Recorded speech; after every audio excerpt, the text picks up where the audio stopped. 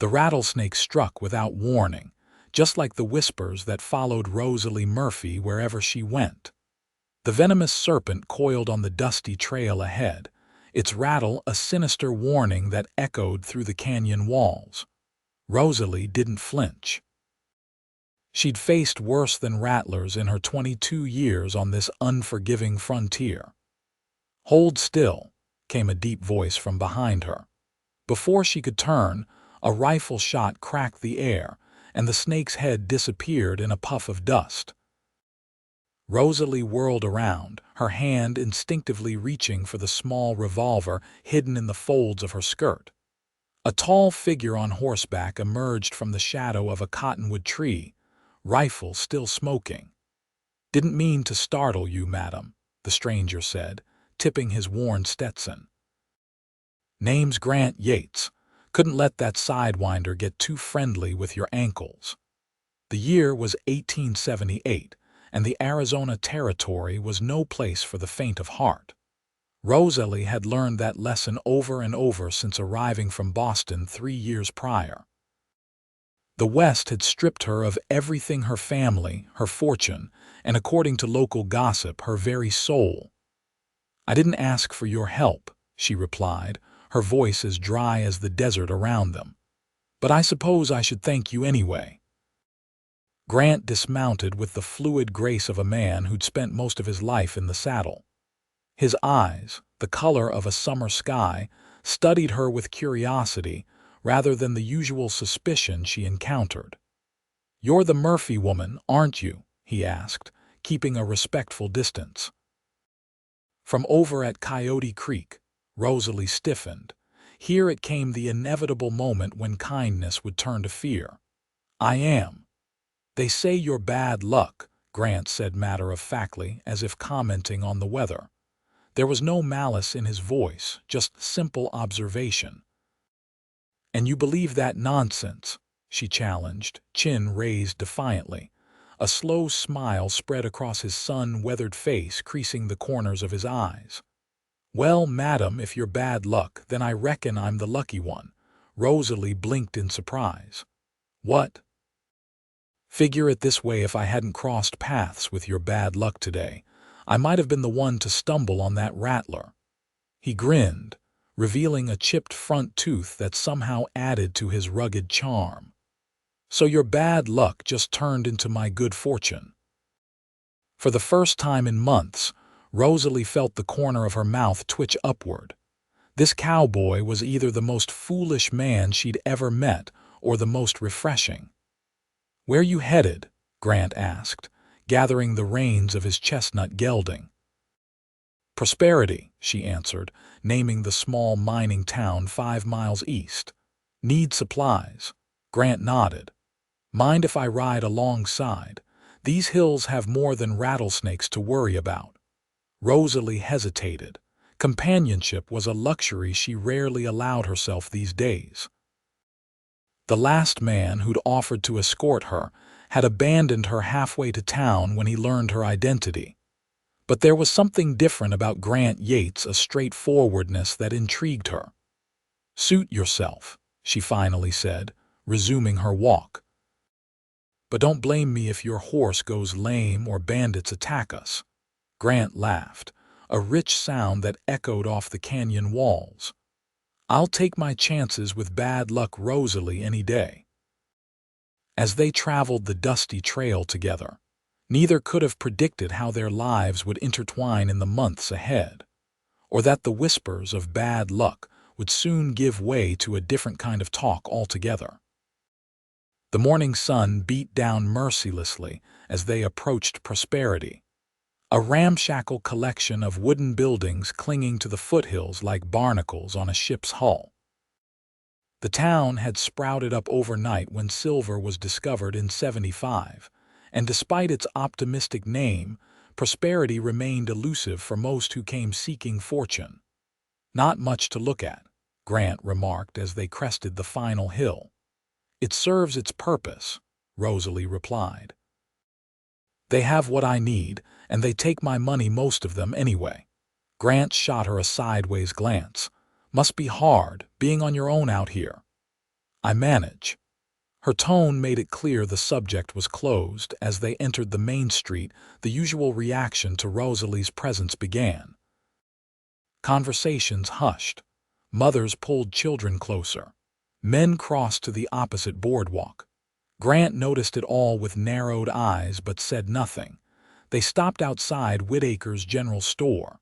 Rosalie turned to Grant, expecting him to make his excuses and disappear like all the others. "Thank you for the escort, Mr. Yates. I can manage from here." Instead of leaving, Grant dismounted and tied his horse to the hitching post. "I need supplies too, and it's just Grant if you don't mind." Rosalie raised an eyebrow but nodded. "As you wish." The bell above the door jangled as they entered the store. Old man Whitaker looked up from his ledger, his customary greeting dying on his lips when he saw Rosalie. His eyes darted nervously to Grant. "Afternoon, Whitaker," Grant said cheerfully, as if oblivious to the tension. "Fine day, isn't it?" "Why, yes, Mr. Yates." Whitaker fumbled with his spectacles. "What can I help you with?" "The ladies first," Grant said, gesturing to Rosalie. Whitaker's face paled. We're running low on many items, Miss Murphy. Not sure I can help you today." Grant's easy smile didn't waver, but something in his eyes hardened. "That's so. Looks to me like your shelves are mighty full for someone running low." Rosalie placed a list on the counter. "I need these items, Mr. Whitaker. I have cash." The storekeeper hesitated, glancing between Rosalie and Grant. Finally, with a resigned sigh, he took the list. "I'll gather these. But you understand if anything happens, nothing's going to happen," Grant interrupted. "Except you're going to provide excellent service to a paying customer." While Whitaker begrudgingly collected Rosalie's supplies, Grant browsed the store, occasionally adding items to his own pile. Rosalie watched him curiously. "You're new to these parts," she observed. "Otherwise you wouldn't be seen with me." Grant shrugged. "Been around 6 months. Working at the Circle J ranch north of here." "And you haven't heard the stories?" "Oh, I've heard them," he said, examining a can of peaches. "How your husband died in a mine collapse the day after your wedding. How the Murphy homestead burned down a week after you rebuilt it. How cattle die and crops wither wherever you go." He placed the can down and looked directly at her. "Lots of tall tales in this territory, Miss Murphy." "Rosalie," she corrected softly, "and they're not all tales." Before Grant could respond, the store's door flew open, and a burly man with a sheriff's badge stormed in. Sheriff Thomas Blackburn, a man whose animosity toward Rosalie was as legendary as her supposed curse. "Whitaker," he bellowed. "My deputy said he saw the Murphy woman come in here." His eyes landed on Rosalie, narrowing dangerously. "You've got nerve showing your face after what happened at the Simmons place." Rosalie stood her ground. "I had nothing to do with their barn fire, Sheriff. Coincidence that it happened the day after you tried to sell them eggs." He took a menacing step forward. "I warned you to stay away from decent folk." Grant moved casually between them. "Afternoon, Sheriff. Don't believe we've met." Grant Yates, new hand at Circle J. Blackburn barely glanced at him. "Stay out of this, Cowboy. This woman's trouble." "Funny thing about trouble," Grant said, his voice friendly but his stance unmistakably protective. "It usually finds those who go looking for it." The sheriff's face reddened. "You threatening me, boy?" "Just making conversation." Grant's smile never reached his eyes. "Miss Murphy is paying for her goods and leaving. No law against commerce, is there?" A tense silence filled the store. Finally, Blackburn spat on the floor. "You want to throw in your lot with bad luck, Rosalie, that's your funeral." He jabbed a finger at Rosalie. "But you remember what I said, stay away from town unless absolutely necessary." After the sheriff stomped out, Whitaker hurriedly finished gathering Rosalie's supplies, practically throwing them into her arms in his haste to see her gone. Grant calmly paid for his own purchases, tipped his hat to the nervous storekeeper, and followed Rosalie outside.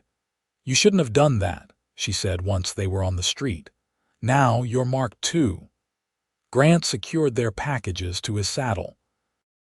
"Been marked one way or another my whole life, Rosalie. Doesn't much bother me what folks think. It will when your boss hears you defended the witch of Coyote Creek.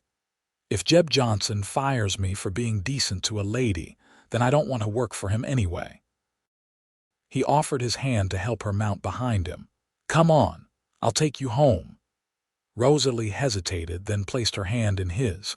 It had been so long since anyone had touched her without flinching. His palm was rough with calluses, but warm and steady. "You really aren't afraid of me?" she asked as she settled behind him on the saddle. Grant urged his horse forward. "Only things I fear are rattlesnakes, empty canteens, and my mother's disappointment in that order." As they rode out of Prosperity, Rosalie was acutely aware of the stares following them. She'd grown accustomed to being alone, to fighting her own battles.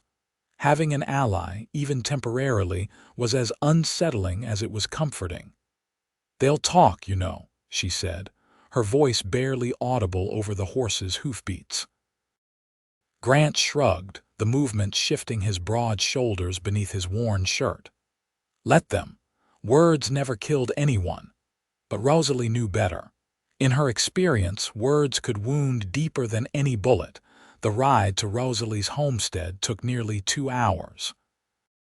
They traveled mostly in companionable silence, with Grant occasionally pointing out landmarks or sharing anecdotes about his travels. Unlike most men she'd encountered, he didn't feel the need to fill every moment with the sound of his own voice. Her property came into view as they rounded a bend in the trail, 20 acres of hardscrabble land, nestled in a small valley. A modest cabin stood where the original Murphy homestead had burned, its rough-hewn logs weathered by sun and wind. A small corral held a single mule, and a chicken coop sat nearby. It wasn't much, but it was hers. "Nice place," Grant remarked as they approached. "Peaceful." Rosalie smiled wryly. "When it's not catching fire or being ransacked by superstitious neighbors." They dismounted, and Grant helped unload her supplies. As they worked, he surveyed the property with an appraising eye. "Your fence could use some mending," he observed. "And that roof looks like it might leak come the rainy season. Are you offering your services, Mr. Yates?" Rosalie asked, a hint of challenge in her voice. "Might be," he replied with a grin. "I'm handy with a hammer, and the Circle J doesn't need me again until Monday." Rosalie considered him carefully. It had been so long since she'd allowed anyone to help her. After her husband Daniel's death 3 years ago, she'd learned the hard way that self-reliance was her only option. The string of misfortunes that followed had only reinforced that lesson. "Why would you want to help me?" she finally asked. "You barely know me." Grant leaned against the porch railing, his expression thoughtful. "My pa used to say you can judge a man or woman by how they handle adversity. From what I've seen, you've had more than your share, yet here you are, still standing. That's worth something in my book." His sincerity was disarming. Rosalie found herself wanting to trust him, a dangerous feeling she'd all but forgotten. "One day," she conceded. "You can help for one day, but don't say I didn't warn you when something goes wrong." Grant's face broke into a genuine smile. "I'll take my chances. I'll be back tomorrow at first light."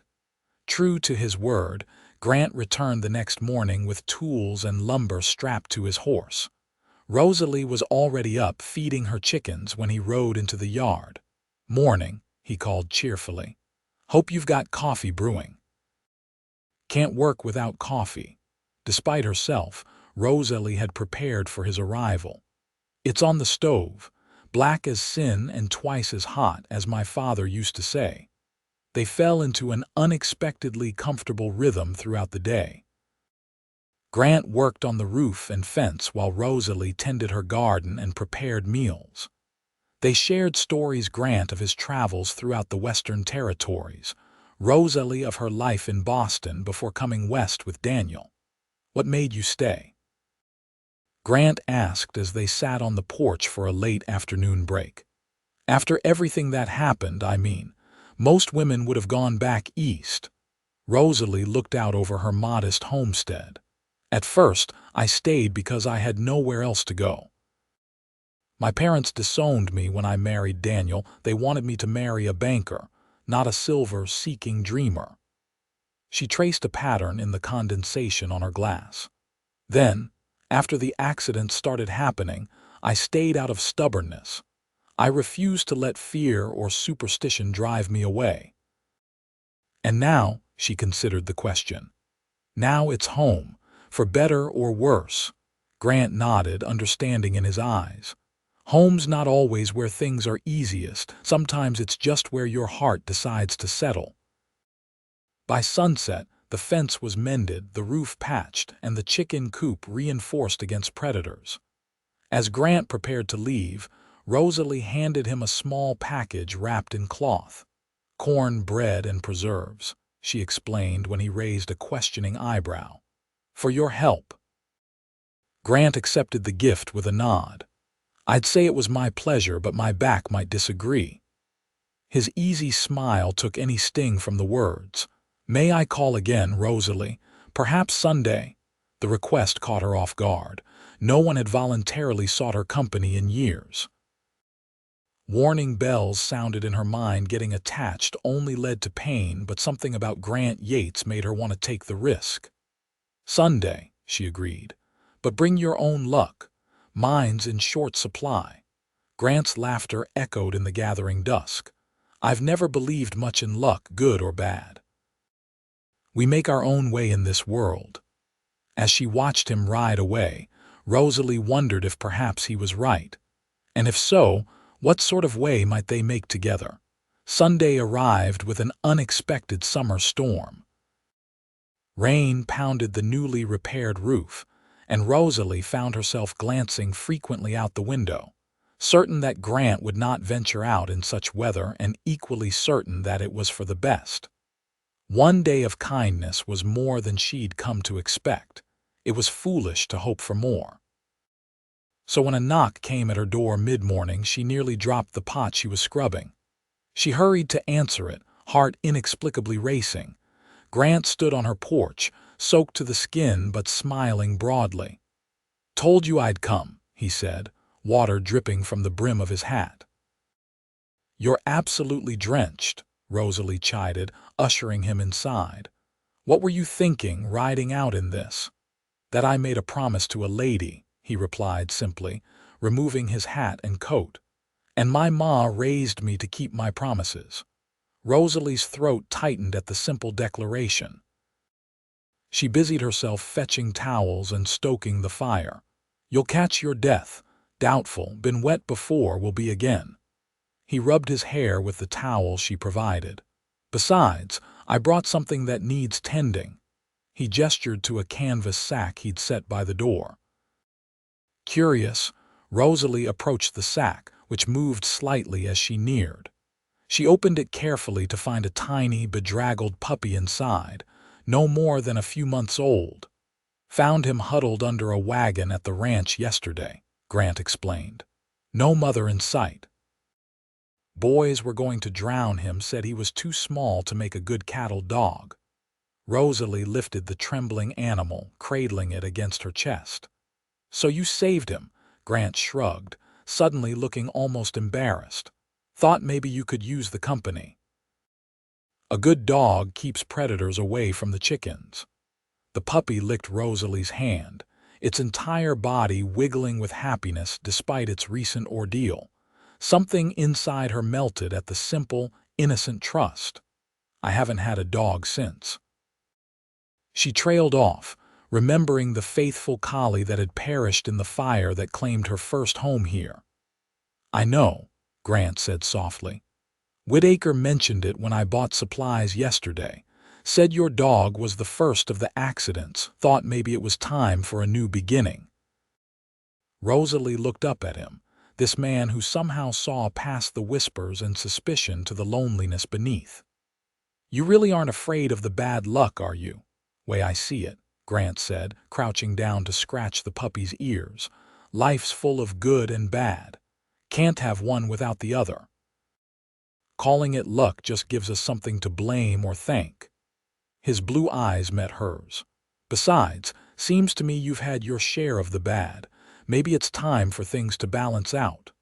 They spent the day by the fire, talking as the storm raged outside. Grant told her about growing up in Missouri, about losing his father in the war and drifting west with his mother and sister, until consumption took them both. Rosalie shared memories of Boston, of her brief happiness with Daniel, and finally, the string of inexplicable accidents that had earned her reputation. First it was our dog, she said, watching the puppy sleep contentedly in her lap. Then Daniel died in the mine collapse. The house fire came next, then the well went dry. Cattle that grazed on land adjoining mine got sick. Children who ate my berry preserves at the church social came down with fever. She looked up at Grant. After a while, even I began to wonder if they were right. And what did you decide? He asked gently. Rosalie sighed. That coincidence can be cruel and people need something to fear. I was convenient. As evening approached, the rain finally subsided. Grant reluctantly rose to leave, though Rosalie noticed he seemed in no hurry. What will you name him? He asked, nodding toward the puppy now exploring its new home.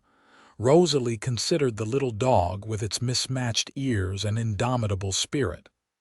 Lucky, she decided with a smile. His name is Lucky, Grant laughed. Perfect. At the door he hesitated. The 4th of July celebration is next week in Prosperity. I know the town hasn't been kind to you, but I thought maybe if you'd do me the honor we could attend together. Rosalie stared at him in disbelief. You want to escort me to a public celebration, after everything I've told you? Especially after everything you've told me, he confirmed. It's time people remembered you're a person, not a superstition. The proposal was both terrifying and tempting. To walk into town on Grant's arm would be to invite scrutiny, whispers, perhaps even hostility. Yet the thought of spending an evening in his company, of experiencing a celebration instead of hiding away, awakened a longing she'd thought long dead. Think about it, Grant said, sensing her hesitation. I'll come by on Friday for your answer. After he left, Rosalie sat on her porch with Lucky curled beside her, watching the sunset paint the sky in brilliant oranges and pinks.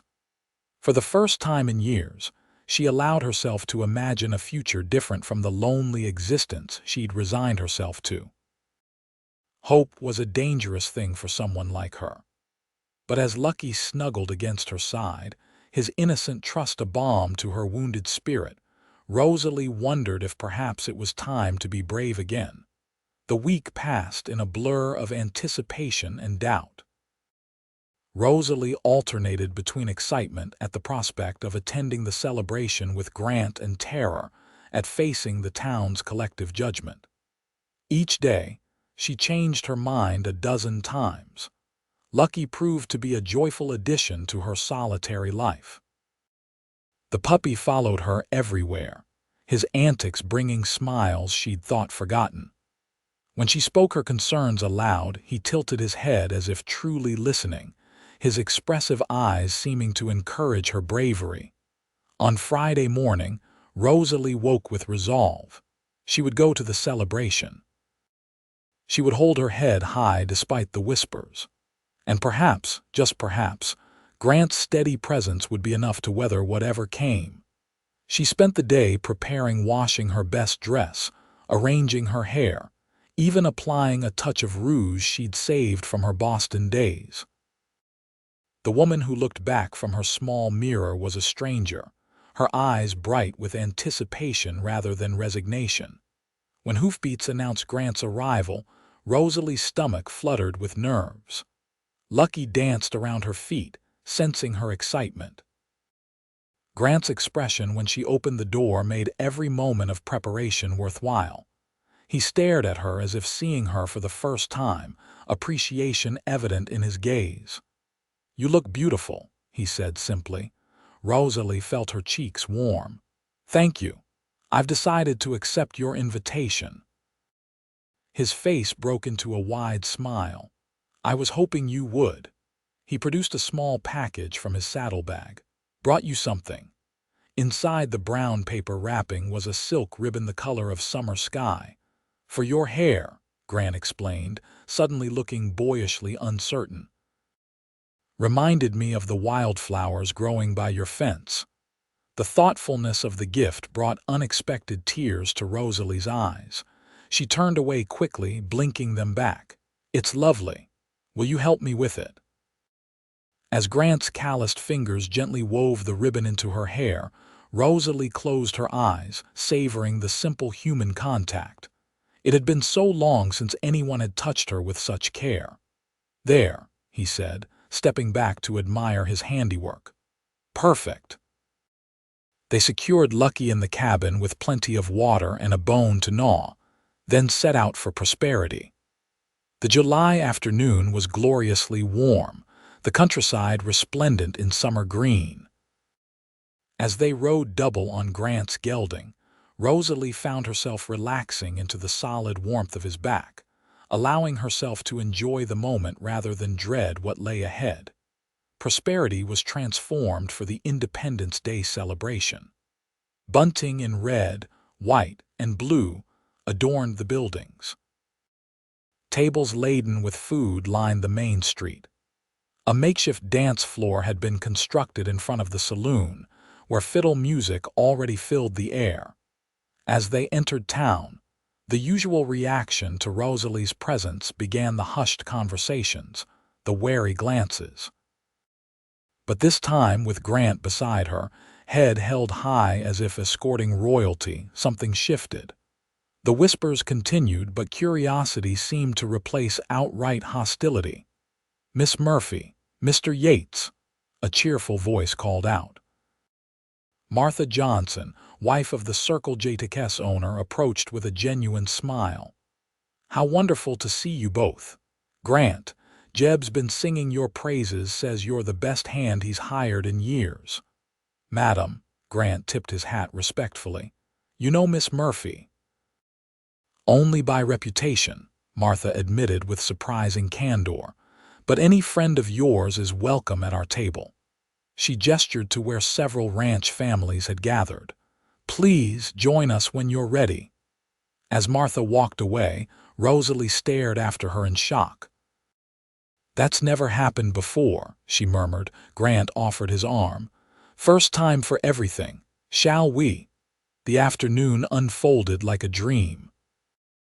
While not everyone was as welcoming as Martha, Grant's easy confidence and quiet insistence on treating Rosalie with respect seemed to create a buffer against the worst of the prejudice. They ate fried chicken and cornbread, listened to patriotic speeches, and even participated in some of the games. When Sheriff Blackburn approached their table, Rosalie tensed, anticipating confrontation. But the lawman merely nodded curtly, his attention focused on Grant. "Yates," he acknowledged. "Johnson says you're handy with horses. Town's looking for someone to help train mounts for the new mail route. Pays well." Grant's eyebrows rose slightly at the unexpected overture. "Appreciate the information, Sheriff. I'll consider it." As Blackburn walked away, Rosalie leaned closer. "Did he just offer you a job?" "Seems so," Grant replied, looking as surprised as she felt. "Though I suspect it was his way of warning me off from you without making a scene." The shadows lengthened as evening approached. Lanterns were lit around the dance floor, and the fiddle player struck up a lively tune. Couples began to gather, the women's skirts swirling as they moved to the music. Grant stood and extended his hand to Rosalie. "May I have this dance?" Her heart raced.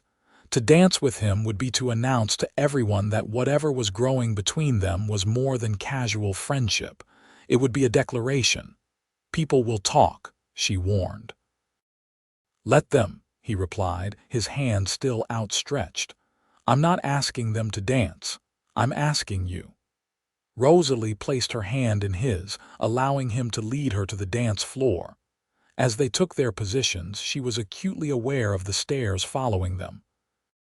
Then the music swelled. Grant's arm encircled her waist, and suddenly nothing existed but the two of them moving in perfect harmony. "You dance well," she remarked, surprised by his grace. "My mother insisted," he explained. "Said a gentleman should know how to dance properly, even if he lived in the wilderness." She was right, Rosalie smiled. "Though I doubt she imagined you'd be dancing with the town pariah." Grant's arm tightened slightly around her. "She would have liked you. She valued courage above all else."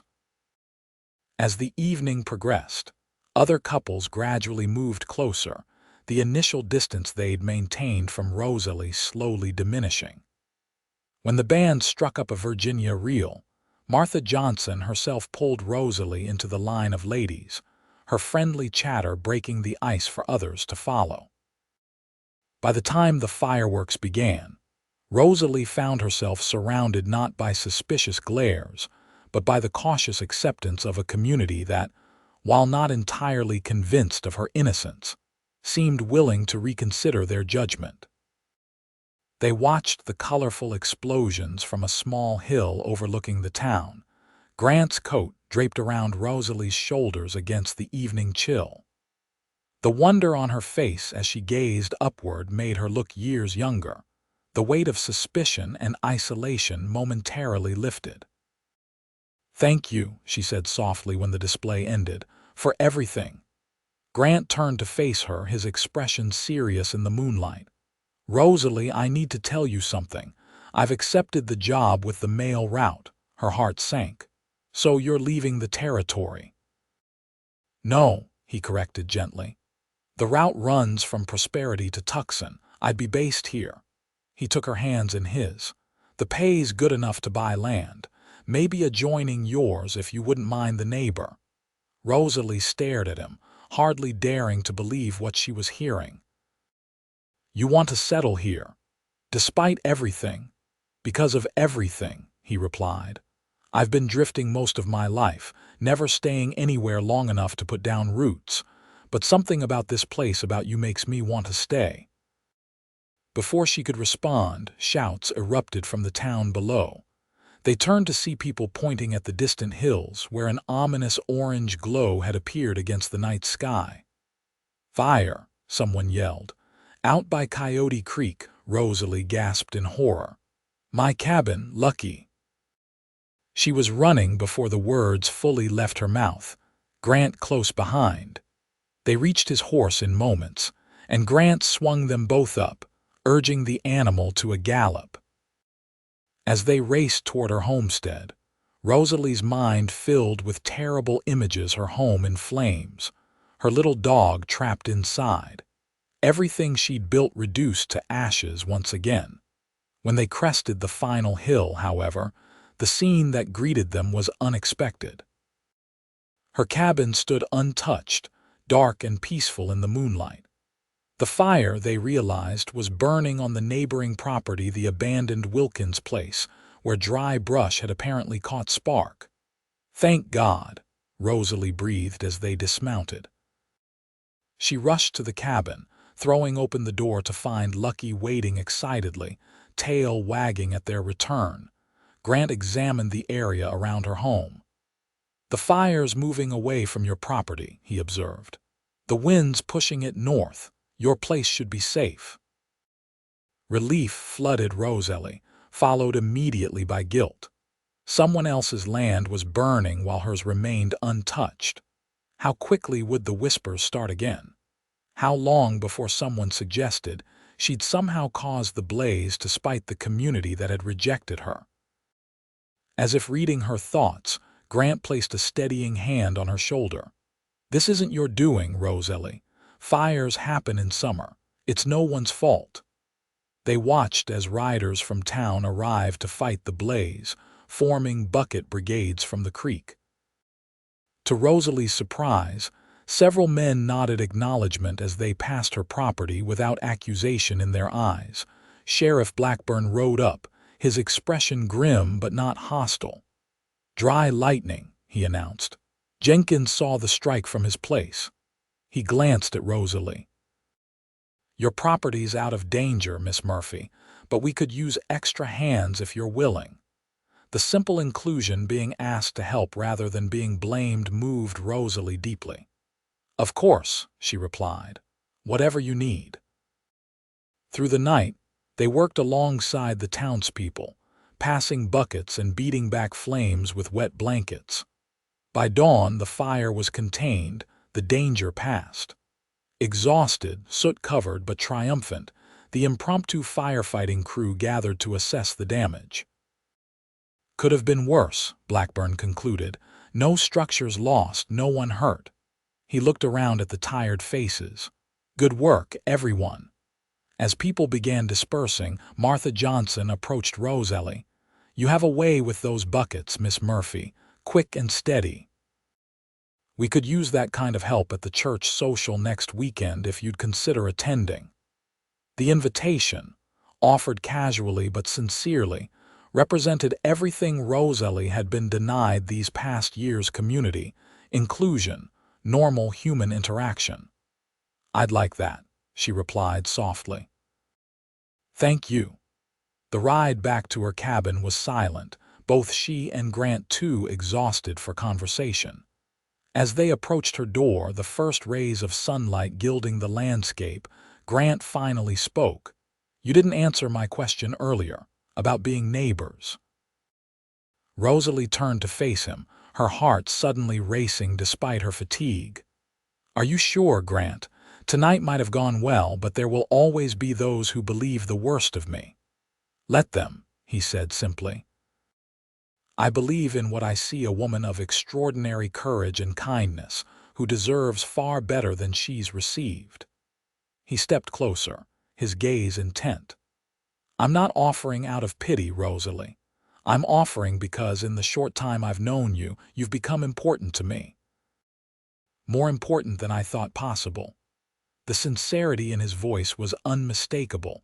Rosalie found herself trembling, hope and fear warring within her. "I've lost everyone I've ever cared about," she whispered. "I couldn't bear to lose you too." "You won't," he promised.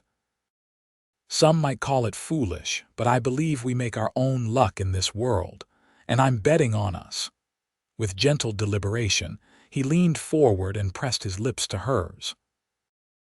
The kiss was tender, questioning at first, then deepening as Rosalie responded, her hands finding their way to his shoulders.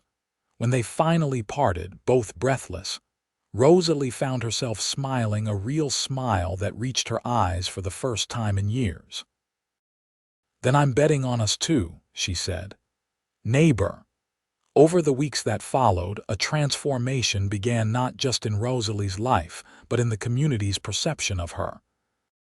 Grant's steady presence and unwavering support provided a foundation from which she could rebuild bridges long thought burned. The church social proved surprisingly pleasant. While not everyone welcomed her with open arms, enough people followed Martha Johnson's lead that Rosalie found herself engaged in normal conversation, included in plans for the Harvest Festival, even asked for her recipe for blackberry preserves.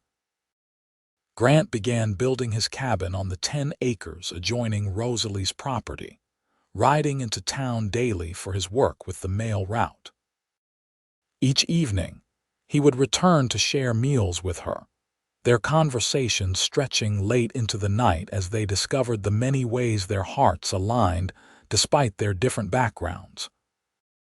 Lucky grew rapidly, developing into a fine watchdog with a gentle disposition that belied his protective instincts.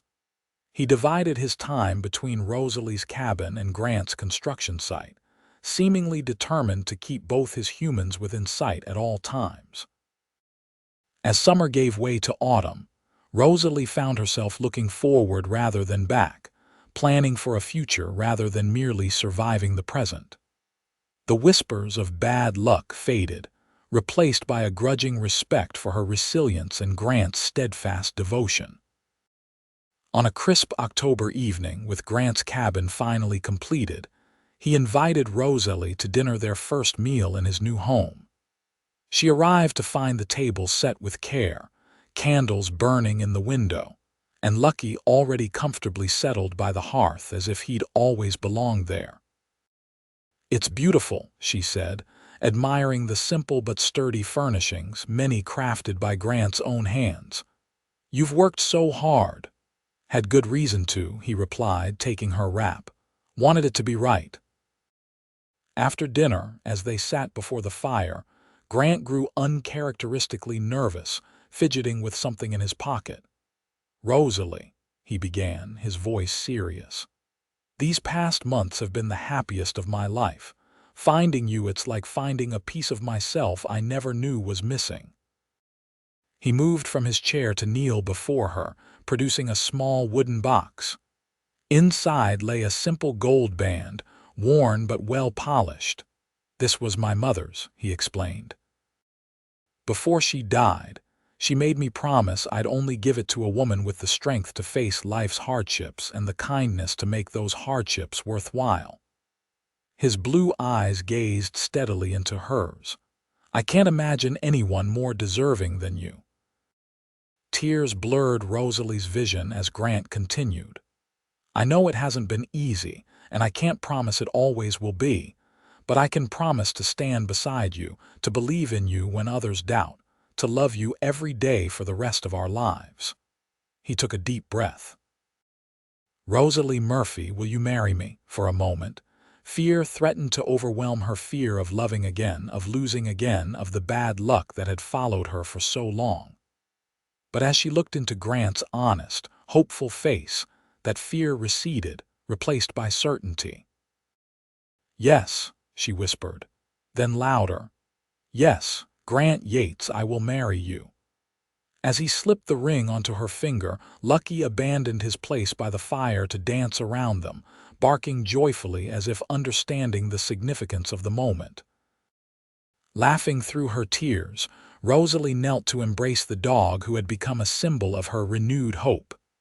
"Seems Lucky approves," Grant chuckled, joining them on the floor. "He should," Rosalie replied, looking from the puppy to the man she loved. "After all, he brought us together." They were married on Thanksgiving Day, in a small ceremony at the Johnson Ranch. To Rosalie's amazement, nearly half the town attended, including Sheriff Blackburn, who gruffly presented them with a hand-carved chess set as a wedding gift.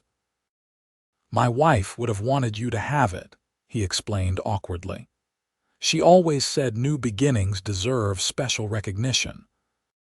As winter settled over the territory, bringing peaceful evenings by the fire and mornings of shared chores, Rosalie found herself reflecting on the strange journey that had brought her to this moment of contentment.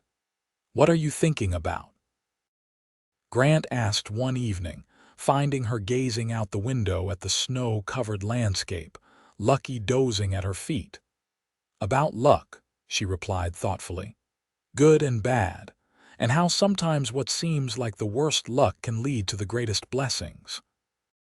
Grant wrapped his arms around her from behind, resting his chin on her shoulder. "Like meeting a beautiful woman on a dusty trail, with a rattlesnake trying to make acquaintance with her ankles." She turned in his embrace, smiling up at him. "Like a stubborn cowboy who wasn't afraid of a woman's reputation." "I'm still not," he murmured, lowering his lips to hers. "In fact, I'm counting on it. They called you bad luck, but I've never been luckier in my life." As spring returned to the Arizona territory, bringing new growth and renewed hope, Rosalie and Grant's life together blossomed. They combined their homesteads into a thriving small ranch, with cattle and chickens, a vegetable garden that was the envy of neighboring properties, and to Rosalie's delight a reputation for hospitality rather than misfortune. Lucky grew into a handsome dog, devoted to both his humans but especially protective of Rosalie as her condition became apparent. The child growing within her was due by summer's end, a blessing neither she nor Grant had dared hope for so early in their marriage. On a warm June evening, as they sat on their porch watching fireflies dance in the gathering dusk, Rosalie placed Grant's hand over the swell of her belly where their child kicked vigorously. "Strong like his mother," Grant observed, wonder in his voice. "Or stubborn like his father," Rosalie countered with a smile. "Either way, the luckiest child in the territory," Grant replied, drawing her close, "with the bravest mother and the most fortunate father." Lucky looked up from his spot at their feet, tail thumping contentedly against the porch boards, as if in agreement. The gentle breeze carried the scent of sage and promises yet to be fulfilled, while behind them, a lamp burned in the window of their home, not just a shelter against the wilderness, but a beacon of the love they'd found against all odds. They had made their own luck, after all. And it had turned out to be very good indeed.